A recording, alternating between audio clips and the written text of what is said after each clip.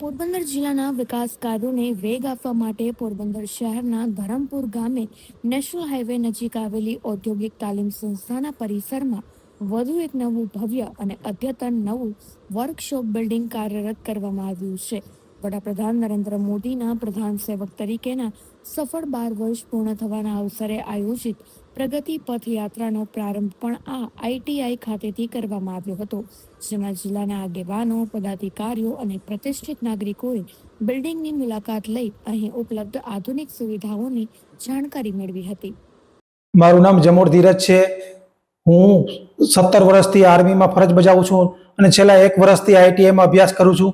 આ ઘર આંગણે આવી વ્યવસ્થિત સેવા મળી છે અને આ સેવાથી કૌશલ્ય સેવાનો વિકાસ થાય છે. આઈટીઆઈમાં મેં HSI કોર્સ કરેલો છે.